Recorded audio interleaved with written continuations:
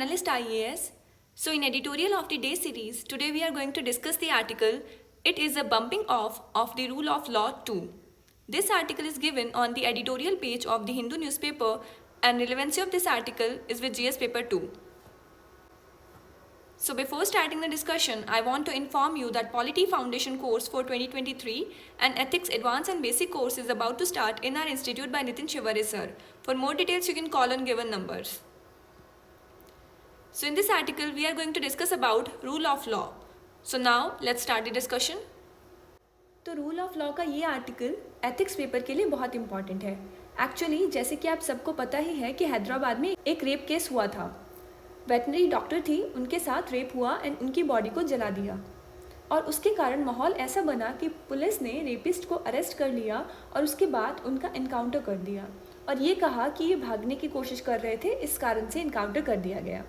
फिर इनकाउंटर के ऊपर एक इंक्वायरी बैठती है कि क्या ये इनकाउंटर फेक तो नहीं है. तो इस इंक्वायरी में कमीशन ने रिसेंटली एक रिपोर्ट सबमिट की है और रिपोर्ट में कहा गया है कि इनकाउंटर फेक था.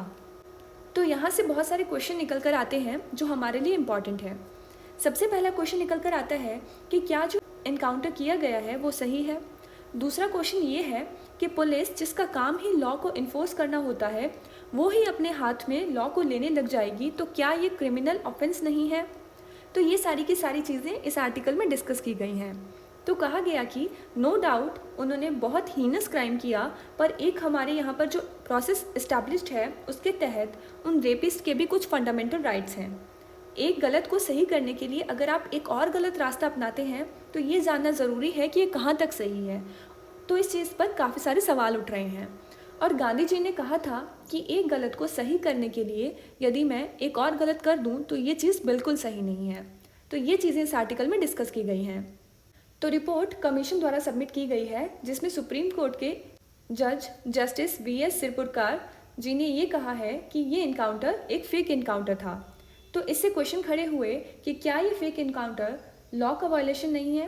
क्या जो हमारे यहाँ प्रोसीजर इस्टेब्लिश्ड बाय लॉ है ये उसका वायलेशन नहीं है. क्या रेपिस्ट को फेयर ट्रायल का मौका नहीं मिलना चाहिए था. और इस रिपोर्ट में कहा गया कि ये एक मर्डर है और इस मर्डर में जो पुलिस वाले इन्वॉल्व हैं उनके अगेंस्ट एक्शंस लिए जाने चाहिए और मर्डर केस भी चलाया जाना चाहिए. तो ये सब चीज़ें इस आर्टिकल में डिस्कस की गई हैं. तो ये था हमारा आज का article, it is a bumping of the rule of law 2. So that's all for today. Stay connected for more such important videos. Thank you.